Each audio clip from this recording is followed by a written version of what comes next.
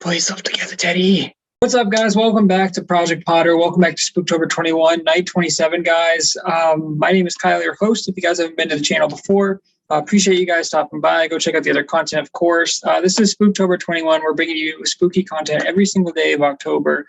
And although I didn't post yesterday's date, I did review the 2017 version of It. And I did finish that movie last night. I did finish the editing. Fell asleep on my couch before I could upload the video. So apologies for that, guys, but that's up today. So yeah, we technically haven't missed a night, although I guess kind of last night we did. But I'm here, guys, for night 27. And I'm kind of in a somber mood because this movie, Shutter Island, the 2010 Martin Scorsese film, it is exciting and it's beautiful and the score is great, but it is at its core a genuinely heartbreaking movie. And so I've seen this movie before. I love this movie, one of my all-time favorite movies. This is probably my at least fourth time watching this, third or fourth, I would say, all the way through, maybe more than that, I'm not sure, but I own this movie. I've seen it, I know the twist, and it still hit me just as hard, if not harder this time. So yeah, appreciate you guys stopping by. If you haven't seen this before, for these reviews, we're doing a quick recap. We're doing best scenes, worst scenes, favorite character, worst character, score out of 10. So kicking it off here with the recap, guys. This movie, guys, it's set in, I think it's 1950 in Boston Harbor Island, or Boston Harbor. I think it's Boston Harbor Island, which I don't know if that's a real thing or not. But basically, we open up on a ship. There's this music playing, and like throughout the whole movie, and it's so foreboding. It's like just constantly like ominous in the background, where it's like this low like and that was probably a terrible impression, but yeah, it's just this thing where you just know something is wrong, like the whole movie basically. And so there's this giant ship that comes out of the mist, which is awesome, and we cut in on our star character, our main guy, Leo DiCaprio.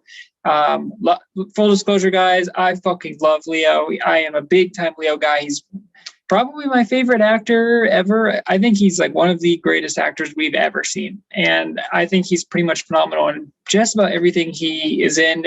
This is nothing short of spectacular for his performance in this movie. So he is playing our Federal Marshal, Teddy Daniels, Federal Marshal, as he says. He is like seasick and he's putting water on his face and he's like very unwell. And he's like, it's just the water. And he looks out and he's like, it's a lot of water. Comes up to like the bow or whatever, the front of the ship. I don't know if that's the right term. And he runs into Mark Ruffalo's character. And this was 2010, so Mark Ruffalo hadn't really blown up yet, but it's still really nice to see him in this movie because he was still doing stuff like Avengers and all that. So, or this was before Avengers, I think, because that was 2012. But still, Mark Ruffalo was like just coming onto the scene. Really cool to see him in here. He's his partner, Chuck.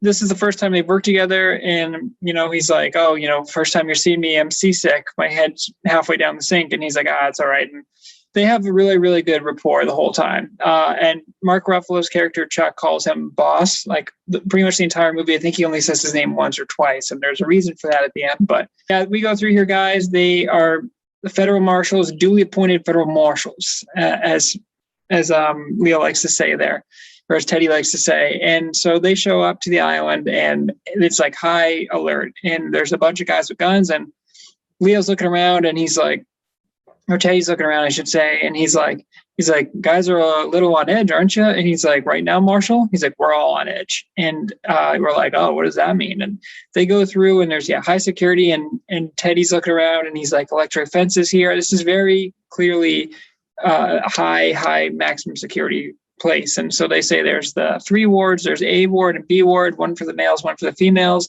And then they're like, Ward C is in the back, built out of like an old fortress. And they're like, that's where the most dangerous inmates are, the criminally insane, as they say a couple times. And they're like, oh, okay. And Leo's got this look on his face where he's like really concerned, and the whole time he's asking questions, but he's got his jacket, and he comes over, and the one of the guys says, it is, what's his name?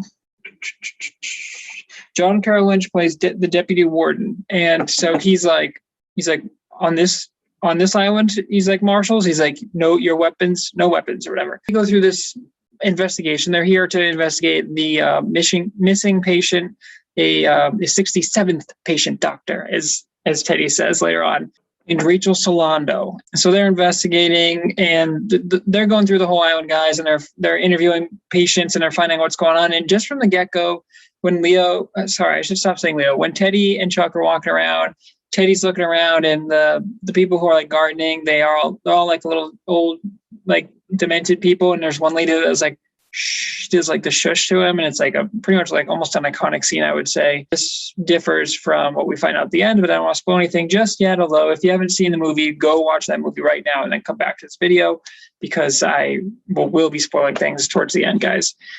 So we're going through, Chuck and Teddy are on the case, and they're trying to find out, okay, Rachel Solando, she went missing, but they go in a room and they're like, how many pairs of shoes does she get? And they're like, 2 pairs. And also Ben Kingsley is the, what's his name? Dr. John Colley. And he is phenomenal. I mean, Ben Kingsley is always awesome. Ben Kingsley is amazing in this movie. So the main cast is kind of like Ruffalo, Leo, and then Ben Kingsley is like the main point of contact. And he's always talking to them. And they're going through, and they're like, well, Rachel Solando, how did she get out here? Like, her cell was locked and the only window was barred. And they're like, oh, I don't know. And then Leo, I'm going to stop doing that. Put yourself together, Kyle. I'm going to go and call him Teddy, because that is the character's name. Teddy finds like a loose floorboard. He looks down, and then there's a little note, and it says, rule of 4, who is 67, or who's the 67th? They're like, what does that mean? What does that mean? They're trying to find out. We find out at the end of the movie. And so we go through here, guys. I don't want to go beat for beat, but there's a lot of great scenes where there's like they go to see the doctor, who is played by Max von Sydow, and he plays Dr. Jeremiah. And he's sitting there, and I think he's like a German soldier. We find out that Teddy was part of the war, and he keeps having these flashbacks to when he went to like one of the concentration camps or whatever, and he's like, so many bodies in the snow, he's like, too much to count. He said he went to go kill a guy, or maybe one of his someone he was at war with went to go kill one of the like German soldiers or one of the Nazis, and then he kind of missed, and he like got his face, and he's like, he butchered it. Took him an hour to die. And there's a really cool scene where he's going there, and Teddy's looking down at him, and he's like, Leo's expressions are just fantastic, and he's like reaching for the gun, and he just kind of pushes the gun away, and then he just is like looking at him. He just leaves him to bleed out, basically. And so they're going through, guys, and watching this movie a second, or after you know what happens, watching this movie again, it's like a whole different experience. It's absolutely insane. So I'm watching, and every line or everything that comes up, there's so many clues now that you pick up on when you already know the twist. So there were lines going through there where they are just testing Teddy's character, and they just are trying to see, they're pushing and pulling on him. And I mean, he goes with his partner. They're looking for Rachel Solando. There's a cave out there, and they're like, how she couldn't have gone very far because she was barefoot. Like, what's going on here? And then Leo's like, well, maybe she's down that cave. And they're like, no, there's poison oak everywhere. There's no way she would have done that. Don't worry. And they go to interview a bunch of the members on the island. And, there's one guy, the first guy is like nuts because he's like sexually charged. And he's like, this woman asked me for a glass of water in the kitchen. Can you believe that? And they're like, what? And Leo's like, Teddy is like, what would be so crazy about that? And he's like, obviously she wanted me to get her a glass of water so I could take out my thing and she'd laugh at it. And I was like, okay, interesting. And that guy was like full on crazy. And then there's a woman that comes in, and she seems pretty normal. And Teddy is even like, he's like, you seem pretty normal compared to the rest. And she's like, well, I was pretty normal until my husband started sleeping with like half the women he met. So she's like, yeah, I was normal. And then I killed my husband with an axe. And they're like, oh, fair point. And then she's like, can I get a glass of water? And so Chuck goes up to get a glass of water. And then she takes Teddy's notebook, and she writes in run in there. And we don't see that until later, but Leo is like looking at it. Sorry, Teddy, pull yourself together, Kyle. Teddy looks it in there, and it's run. He puts it in there, but he's clearly like shaken up from it. We're like, what does this mean? What is run? What's going on? There's a big storm coming. So they come in on the ferry. Sorry, it wasn't a boat that they came in. It's a ferry that they came on. I should be clear about that. And something is just up. So like they keep talking about the storm's going to hit, the lines are going to be down, all those things. And so Teddy keeps asking for these files. I need files on the ordinaries, the nurses, the patients, like all that. And they're like, Ben Kingsley is like, that information is classified. He's like, bullshit, it's classified. He's like, I'm a federal marshal. He's like, we are duly appointed federal marshals. And he's like, we are owed that information. And then they're like, no, dude, they just keep like kind of pushing them like, nah, we can't do that. And so Leo's getting, that's the last time I say Leo, I swear. I'm like resetting like a loop, dude. You guys know what I'm talking about. Teddy Daniels, he gets frustrated and he's like bunking with his partner Chuck, Ruffalo's character, and he's like, that's it. He's like, we're done. He's like, we got information. He's like, it's all bullshit. They're not telling us anything. He's like, we're taking the ferry out first thing in the morning. And then the storm comes in and it's a massive storm and the trees are falling down and they're like, there's no way you're getting off this island because the storm's coming in and they can't do the ferry. So they're like, Teddy is like, all right, well, I guess we'll keep investigating then. So he calms down, and because Chuck is like, I never gave up on anything in my life. He's like, don't you think we should keep this going? And he's like, okay. And again, Chuck keeps calling him boss the whole time. You okay, boss? You okay, boss? And what now, boss? And there's a reason for that. But they keep going. They keep investigating. Eventually they go outside, and then Teddy is like, look, I'm going to find out what happened. But he's like, something is wrong with this island. Something's going on.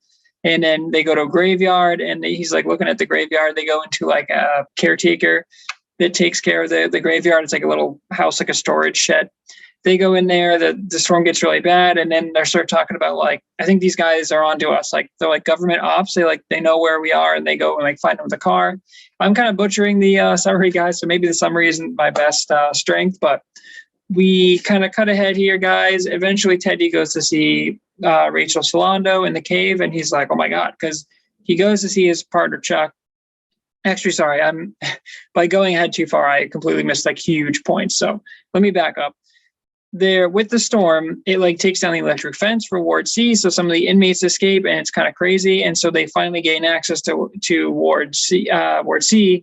Once Chuck and Teddy are out in the storm, their clothes get soaked, and so they have to put on like the orderly stuff. They have to put on like basically the inmates outfits, which is really interesting for the rest of the movie, just visually.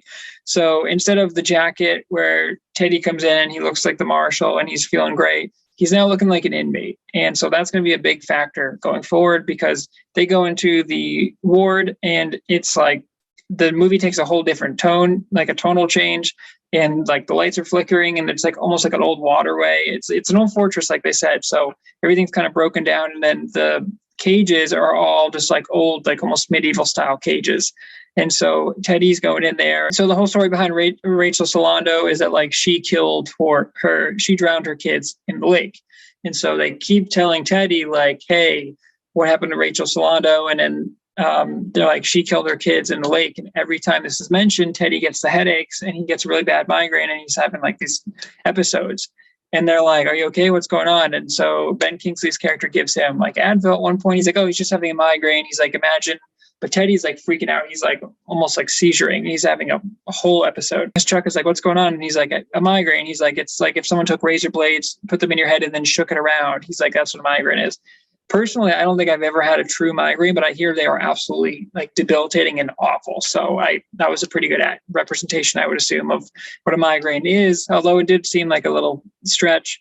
So they bring him down to the ward, and then he sees the warden. And this is like the first time he's seen the warden, I think, although he's different from the guy that they meet in the beginning. But he's like, who's that guy? And like, oh, that's the warden, don't worry. And it's very obvious that he's like keeping a close eye on Teddy. And he's like, oh, he seems like an old military prick. And he's like, I won't argue with that one. But then Teddy kind of passes out. He wakes back up and they keep going.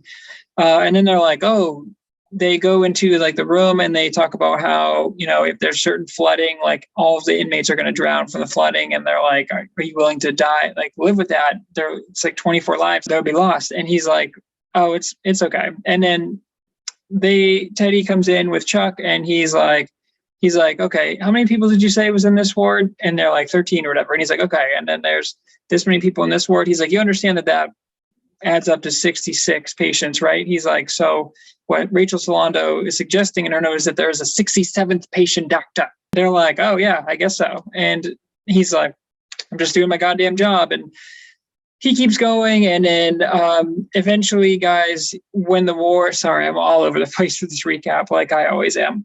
When the storm happens and they get into the ward, Leo's talking. I said that was gonna be the last time I said Leo, but it was not. So I'm just gonna not stop making promises I can't keep. Teddy is talking about, he's telling Chuck about his new partner, about what happened to his wife. Oh, because he tells him right off the bat, oh, my wife died. And he's like, oh my God, I'm so sorry. He's like, there was a fire, and there was some guy named Ladis who set the fire and burned up. And he's like, it's okay, or he's like, I was at work, whatever. And he's like, whatever, I'm over it. Not I'm over it, but he's like, thank you for your condolences. And so they're telling him, like, he talks about this guy, Andrew Ladis. And they're like, who is Ladis? Because he's asking all the inmates or all the people they interview about Ladis. And he's like, oh, he was the guy, he's got a scar run down his face. And Teddy is like, he was the guy that set the match. He was like I think he said he was like smoking or something, and he shed it, and blah, blah, blah. Basically thinks that he burned down that apartment and killed his wife. So going forward, he thinks Ladis is trapped in, or not being trapped, but being held in Ward C, which is the dangerous ward. So they go in there, like I said, the roof is leaking. It's an old brick fortress, so it's like inherently creepy. And the whole movie changes, and it's like there's like inmates that are, the inmates escape, so like the security's down, everything. So there's like an inmate running through and running around and going to corners, and it's really like so much different than the rest of the movie. It feels like its own movie, really. So Teddy goes in there and he sees like all these guys. These dudes are all like naked, and it just goes like full frontal, and I'm just like, whoa. They keep going, and then he finds this dude, and he thinks this guy is Ladis, and he's like, hey. And this guy tells him, he's sitting in the corner, he's like, don't you get it, man? He's like, you got to let her go. And Teddy has flashbacks of Dolores the whole time, and Dolores is his wife. He has flashbacks of her like constantly throughout the movie, and he sees her. Also, guys, what I didn't mention, just all over the place with this review today, this is what you get. At some point they say Rachel Solando has returned, and he's like, Rachel Solando has returned. And then that's when they go see her. And then she hugs him and says like, I thought you were dead or whatever. And she's like, wait, I buried you. So what, you're not Jack, you're not my husband or whatever. And there's scenes of her like drowning her kids, and it's foreshadowing. So he talks to Ladis, and yeah, he's like, man, he's like, don't you see? He's like, you're rat in a maze. And this is an awesome scene because of the lighting, and like, Teddy's got the match and he's like lighting it, and he's scared and everything's going on, and he holds it up to see his face, and he's like, you have to let her go. He's like, don't you understand? He's like, if they're going to bring me to the lighthouse, and we find out that something's going on in the lighthouse, and then eventually Leo goes, not Leo, not Leo, not Leo, not Leo. Teddy. I don't know why I can't get that, because I love the name Teddy is awesome. Like, anyway, Teddy eventually goes down to find the real Rachel Solando, and down in the cave where there's poison oak and all that stuff, because he climbs down from the cliffs because I'm so sorry, guys. This is probably my worst review I've ever done. When he talks to Ladis, or who he thinks is Ladis in the ward, Ladis tells him, you're a rat in a maze. It's all a lie. You got to let her go. And then he says, oh, your partner? You don't know this guy, do you? And they're like, just watch out. And so when Teddy goes back to see Chuck, who like had to go take this guy to the infirmary and then disappeared, he doesn't trust him. He doesn't trust anything that Chuck is doing. And so this is the first time that Teddy starts to figure out the mystery. And then Chuck is like, what's going on? Are you okay? And he's like, what happened back there? And he's like, don't worry about it. I'm just going to check your clue later or whatever. So they go to the cliff, and then he's like, hey, I'm going to go to the lighthouse. And Chuck is like, what are you talking about, dude? It's going to be dark soon. He's like, it's the cliffs are really steep. And he's like, we can't scale that. And he's like, it's going to be dark. That's like a small slip away from suicide. And Teddy's like, you know what? We're going to figure it out. He's like, you know what? You stay here. I'm going to go on my own. So they take off separate ways. But then Teddy goes like looking for him. He sees the cigarette on the edge of the cliff where he gets closer to the lighthouse. And then he looks down and he sees Chuck, who has fallen to his death there. So he thinks, at the bottom. And he like climbs down and he's really sad. And then he goes up to the cave where there's a light, and he finds the real Rachel Solando. And she's like, hey, they think I've escaped, but she's like, you can't stay here. because if they go looking for you, they're going to find me. And she tells him all about how, like, she's like, I used to be a nurse in there. I used to be a psychiatrist, well regarded. She's like, guess what?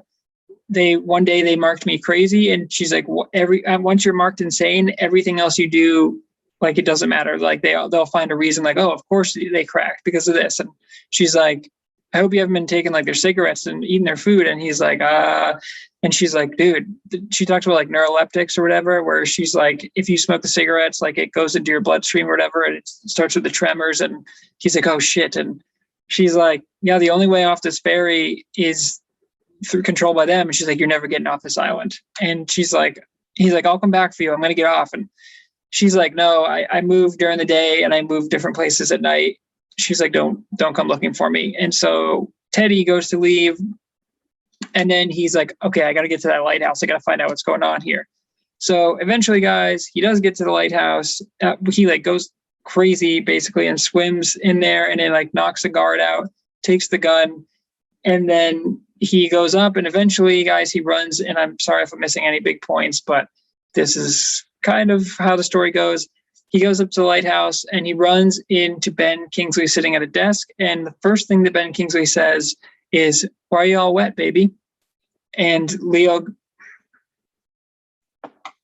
Teddy says, what'd you say to me? And he goes, you know exactly what I said to you. And then I just like wanted to cry for 20 minutes because this is where the big twist is revealed. And guys, this is genuinely fucking heartbreaking. Like, this is one of the saddest things I've ever seen. So Teddy goes there and he knows something's been up and everything's been going on. And when you know the twist, like I said, you're looking through and the whole movie is different. Ben Kingsley is there and Teddy can't trust anything at this point. So he's all like paranoid and he's got the gun. There's this big reveal where Ben Kingsley takes over and he's like, you are Andrew Lightus. He's like, your name is not Teddy Daniels. You are Andrew Lightus. He's like, order of 4 or whatever. And he's like, don't you see? And he pulls it up and Teddy's like, what are you talking about? He's like, you don't know, you're not playing these crazy games on me. And he's like, Andrew, please. He's like, what is this then? And he shows him his hand and he's like, withdrawal. He's like, withdrawal from what? I haven't had a drink since I got here. And he's like, withdrawal from, he says like some medicine or whatever, some drugs. And he's like, that's the same thing we've been giving you for 24 months. And he's like, you say that you've been treating me for 2 years on this island? And he's like, yes, Andrew. And he's like, we thought that, you know, you've had these setbacks. And he's like, you have to understand that we need to prove that you are sane and you don't keep relapsing, because we had a breakthrough and then you relapse. And he's like, this is our last chance. And he's like, no, you're crazy. And he pulls up the board or whatever. And he says like, Dolores and Rachel Solando. He's like, notice anything about this? Same exact number of letters. The letters are rearranged. He's like, it's the same person. And he says, Teddy Daniels, or it's Edward Daniels, I think, on the board. And Andrew Lightus. And he's like, you are Andrew Lightus. He's like, you put up this persona. He's like, this thing has gone out of hand. He's like, look, this is the last chance for you. He's like, so what we did, we put together like a role play, because he's like, no bullshit. He's like, you ever seen my partner? And he's like, you mean Dr. Sheehan? And he's like, no. He's like, what are you talking about?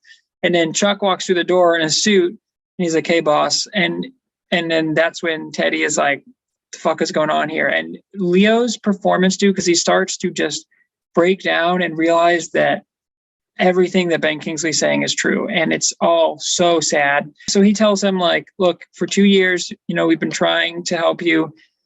But we find out that they're doing like lobotomies in the lighthouse because Teddy builds this idea that like they're almost like Nazis, where they're like experimenting on people and they're like trying to do all this stuff. But it turns out it's just like a psychiatric prison, or they're trying to rehab, because Ben Kingsley tells him at the beginning of the movie that like, you know, we used to punish and suffer and people used to suffer. And he's like, now we're rehabbing and we're giving them, like, we're trying to heal them. And he's like, what happens if they don't heal? And he's like, well, that's, you know, basically they go to the lighthouse and get lobotomized to turn into like a zombie, essentially. So poor Ben Kingsley has to tell him like, Andrew, he's like, it's so sad. He's like, this is what happened. He's like, you understand that, you know, you stayed with your wife even when she intentionally burned down your apartment. And so it's revealed to us that like this lady is obviously crazy. and she burned down the apartment. There wasn't anyone named Andrew Latis because he is Andrew Latis. So like that didn't happen. And they're like, this is when you move to the lake house. And then we get the scene where we find out what happens, dude, where we talked about Rachel Solando drowning her kids. And that was a big foreshadow, guys, because we get the saddest scene in cinema history. And it's so sad. It's fucking heartbreaking. It honestly, like I was bawling my eyes out crying during it. The music is beautiful, but guys, it's the saddest thing I've ever seen. Like, I don't think anything will top it, but it's so tragically beautiful where it's like, he goes there, he's like, no, I'm a federal marshal. And Ben Kingsley is telling him in the lighthouse, like, you were a federal marshal. He's like, and then you killed your wife. And he's like, I don't blame you, but he's like, you were then taken here and we've been trying to rehab you ever since. And he's like, no. And we get the flashback. So Teddy comes home and he is a federal marshal, and he goes in, he takes his hat off, and he's like, hey, honey. He's like, oh yeah, we caught the guy. He's like, he was doing this, whatever. And then he's like, honey. And then he takes a quick drink, and then he goes out and he knows something is up, and he looks out the window and he sees his wife sitting in like the swing thing by the lake. And she's sitting there, and he's like, Dolores, or he says like, honey. And he like says it loud enough where she can clearly hear him. And she just kind of like looks at him. And we're like, oh, dude, this is fucked. He slowly goes up to her, and man, Leo, I can't stress enough, guys. This is probably one of Leo's best scenes ever in his career. His facial expressions where he knows something is wrong, right? And she gets out of the chair and slowly walks over to him, and he's like, hey, honey. And he's like, where are the kids? And she goes, they're at school. And then he like stops and he goes, it's Saturday, hon. The school isn't in session on Saturday. And she goes, but my school is, and it's so fucked. So shout out to Michelle Williams because she's so hateable in this movie, but this is like one of the most evil things. The way she delivers that line where she's like, my school is, and she like starts laughing about it. And then that's when Leo's face just, I can't describe it, guys. It's insanely amazing. It's next level acting times 10. Like, the grief on Leo's face and the horrifying realization that he kind of moves her head and he looks in the lake and there's two bodies floating. And he's like, no. And then there's the scene where he sprints into the water and he's like, no. And he goes over and he flips over and it's his daughter. And it's so, dude, it's like, I'm not even like comfortable talking about it because it's genuinely like shatters your heart. It's his daughter, and she's obviously drowned, like, who knows, maybe hours ago at this point. So he's like trying to give her CPR, but he knows she's dead. And then he sees his son there, and he's like, no. And he puts the two kids on the shoulder, and then he sees the third kid there. And so he literally carries them, and it's like he's swimming back, and he's crying, and he's screaming no. And the wife is just standing there, and I'm like, oh my God, dude. And so he like lays them out. And then he goes down there and he's breaking down, he's crying. And she comes over and she like puts her hand on his back, like everything's fine. And then she's like, oh, we can dress them up now like little dolls. And I was like, oh my God, this poor woman is so broken. And it's so obvious. And Teddy is sitting there and he just knows, like, and he's like, Dolores, if you love me, stop talking. And she keeps talking. And she says like, oh, tomorrow we'll go on a picnic. And he has this expression where he just knows what he needs to do. And it's like the emotions where you're going through, where it's like, imagine this happening, right? So first I want to finish the scene off, guys. So she's sitting there and she's like going to kiss him or whatever. They're holding the face and he's crying. And then you hear a gunshot go off and he just shot her and he kills her. And so it cuts out, dude. And it's his 3 dead children next to his wife that he just murdered, and he's just fucking sobbing. And it's like, it's so fucking sad, dude, that it's like, it's unbelievable. Because like, imagine coming home, right? He's coming home from work and he thinks it's a normal day, and then he comes home and he's like, he sees his wife out back, and he knows that the kids are not at school, like he says, because it's Saturday, and he knows they're not like a babysitter. And so he's like, where are the kids? And then that realization where she says, my school is, and then when he looks over, like, it's like, dude, I'm like choking up just thinking about it. It's so fucking sad, and it's beautiful, and it's it's one of the craziest scenes in cinema I've ever seen. And I don't think you ever forget that scene. And this is the last 20 minutes of the movie that's revealed. And so this is why Teddy is here, because he murdered his wife. And so he, for good reason, like no one is siding with Michelle Williams on character on this one. So, but it's still, murder is murder. He could have called the police and reported it, but any sane person, obviously, when your wife murders your 3 children, anyway. So he goes back to the lighthouse and he wakes up and he's sitting at the bed and they're like, okay. They're like, we need to ask you, what is your name? And he says Andrew Latis. And they're like, and why did you make up Rachel Solando and all that stuff? And he's like, they're not real. They were never real. Cause he's like, I couldn't deal with the regret, the grief. He's like, Dolores told me after she burned down, she burned down the apartment. He mentioned that she attempted to kill herself one time, because she does say in that scene, she goes, free me, which is why she says free me. And then he shoots her. So he's mixed with heartbroken emotion and rage, I'm sure, and just absolute sense of loss that I hopefully will never ever understand. He says my name is Andrew Latis, and he's like, I murdered my wife. I killed my wife because she murdered my 3 children. But he says she told me that after she tried to kill herself the first time, she told me that there was an insect in her skull pulling at the wires just to see what happens. And he's like, I didn't do anything. And he's like, so then he feels so guilty. He's like, I murdered my kids because I didn't get her help. And so that led to her murdering my kids. And then I had to murder her. So he's like, I basically killed my entire family. So even though he didn't kill his kids, he feels so overwhelmingly guilty because she told him that it feels like there's an insect in my head that is pulling at the wires in my brain. She's so mentally sick, so mentally ill, that he's like, she said it to me, but I didn't listen to her. I just it went in and out. And it's so fucking tragic, dude, that he understands that I should have done more to help her. Ben Kingsley told him Andrew, this is the last chance we have. He's like, we put on this role-playing experience. He's like, we thought that maybe you could do this so you could come to the realization that of the reality of what happened.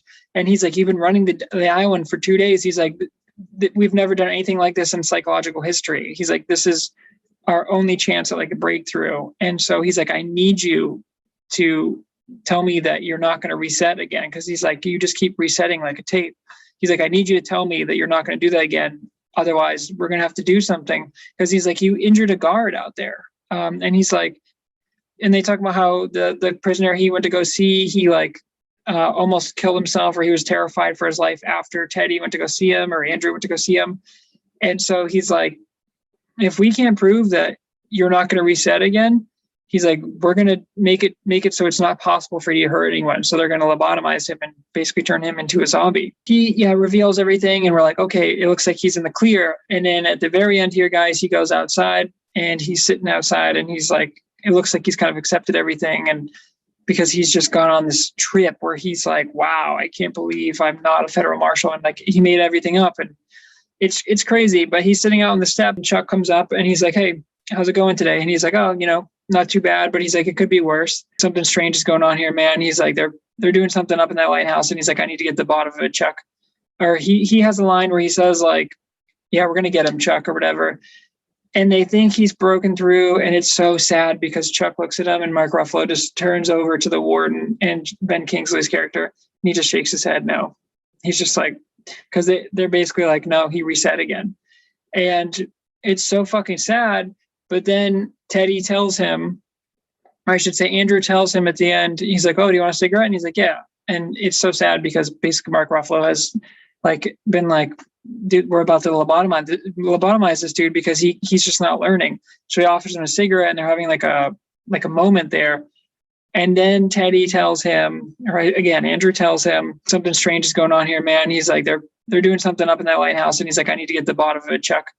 Or he has a line where he says yeah, we're going to get him, Chuck, or whatever. And they think he's broken through. And it's so sad because Chuck looks at him, and Mark Ruffalo just turns over to the warden and Ben Kingsley's character. And he just shakes his head. No, he's just because they're basically no, he reset again.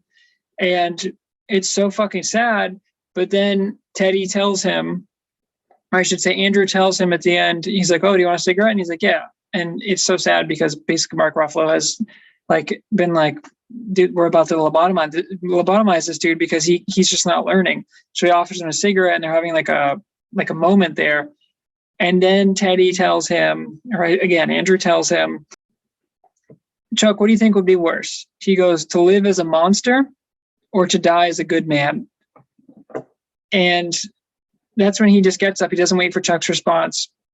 And he just walks because they're going to get him, like to lobotomize him, take him to the lighthouse. And he just walks with them. So this, I didn't pick up on this before. To me, this was so obviously clear that he did understand the reality. He did finally come to the conclusion that, yes, he murdered his wife, who murdered his kids, but he didn't get them help. So he feels like he murdered his family. He wasn't going back in this role play. He wasn't relapsing. He finally did break through and he finally did understand everything that's going on. But he lived in that fantasy because he wanted to play U.S. Marshal, because that was the last thing he heard. When Ben Kingsley tells him in the lighthouse, baby, why are you wet? That must have been like the last thing he remembered before he just went fucking like, he blacked out everything, because he's normal when he comes home from the cabin, right, as U.S. Marshal. And then he says, baby, why are you all wet? And then it's really awesome job by Scorsese because the camera starts spinning then. And so you can tell like that's when he must not remember anything, or he just blacked out everything from there, because every moment from that line is the worst moments of his life. And just like such horrible tragedy and pain that like that line must just trigger him. So like when Kingsley says, why are you wet, baby? That's really the last time that he is a normal person. Like that's the last Andrew latest before he goes crazy. So I think without a doubt that Andrew understands that he can keep living, or he can say, yeah, it's all good and I'm not going to regress again, but he's just going to stay on that island forever. And he's still going to live with that pain and that regret every single day, because I think he doesn't want to live with that anymore. So like he says, would you rather live as a monster or die as a good man? And so he's choosing to die as a good man because he pretends to be the marshal at the end, because that's how he wants to go out, where he's like, because Ben Kingsley is like, we're going to lobotomize you if you relapse again, or if you still think you're this U.S. Marshal. And so I think for me, it's so obvious that he is like, he can't deal with the pain anymore. So he's choosing death. Basically, he's accepted that. And so that's why he is like, yeah, we'll get him though, Chuck. And then he's like, it's so beautiful and so tragic, guys. And sorry for the long-winded recap. And sorry, it's kind of all over the place and messy. And I feel like this was not one of my better recaps, but I'm just emotionally like in a very weird space after watching that movie. And yeah, that's kind of the recap there. Okay, guys. So I'm not really going to do, I know I said it in the beginning of the video, but we're not really going to do best scenes and worst scenes because just so much of this movie is so good. And I don't think there's really any scenes that really stick out as bad scenes. A couple of the scenes in the ward when they escape, I thought were kind of weird and felt out of place. But then to see how it all like connects, I think, or remember how it all connects, like sewed up those plot holes. So I'm not going to go over those, guys. I kind of went over some of my best scenes already. We're going to go right to a favorite character. And my favorite character in this movie, it's Teddy Perkins, dude. Not Teddy Perkins. Teddy Perkins is the, oh my God, Teddy Perkins is the guy from Atlanta, the creepy Michael Jackson. That's hilarious. It's Teddy Daniels, or Andrew Latest, guys. Leo DiCaprio, man, as I mentioned, guys, one of my favorite actors of all time. I think he's absolutely brilliant. I don't think anyone is really ever on an acting level that Leo is at. And man, I mean, like all of his films, I think, are just incredible. And this is one of his best performances, I think, because, you know, he plays the marshal and he's very demanding as the marshal, but then the emotion that, like, I can't even imagine what Leo had to tap into, not only for that scene where he finds out that his wife drowned his kids, his loss in that scene is so immense and so powerful and so fucking tragic and heartbreaking. And I don't want to keep using the same words, but guys, like your heart breaks watching that scene where it's like because you can kind of understand like the sense of loss, but hopefully no one out there has experienced something like that. So you kind of like relate it to your saddest moment, and then it's 100 times worse than that. And it's just like, I can't imagine doing that, dude, or feeling that. So he's incredible there. For him to like the realization when he goes to the lighthouse and like Ben Kingsley's telling him like, no, this is fake, this is fake, this is fake, you did this. And he's trying to be like, no, this is my gun. And he like breaks it in half and it's a toy gun. And he tells him he's been there for 2 years and he made up Rachel Solando. It's all so good because he just completely breaks down. It just absolutely breaks down. And just his acting throughout, where he starts as the Marshall character and he's strong, he's confident. And then he eventually, when he gets into the inmates clothes guys or the patients clothes guys, and it's funny because at the beginning they're saying like, oh, this prisoner escaped. And Ben Kingsley keeps saying it's a patient. The patient escaped. And he's very adamant about making sure they call them patients. And Chuck and Teddy are like, oh, okay, dude, patient. But then you can see why, because Ben Kingsley cares about him. And he's like, you are a patient, dude. Like, you're one of our patients. And it's so sad, dude. But man, Leo just absolutely crushes it. And one of my favorite performances from him. And yeah, I think he was the best one in an excellently cast movie. Worst character, guys. I mean, everyone was so good in this movie. It's a relatively small cast, but like even the side characters that they interrogate were all awesome. Rachel Solando in the cave was awesome. That scene was great, where you're like really convinced, you're like, oh, there is some shit going down at this lighthouse. But I think if I had to pick, I would say the Warden, because we get a brief driving scene where he picks up Leo and then he tells him like, you know, this is God's gift. Like, violence is like, we're just waging war for God. He is like, I'm not violent. He's like, oh, yes, you are. He's like, you're as violent as they come. He's like, you know how I know that? Because I'm as violent as they come. And he was just a little too over the top for me, where I actually, technically, I kind of like his performance.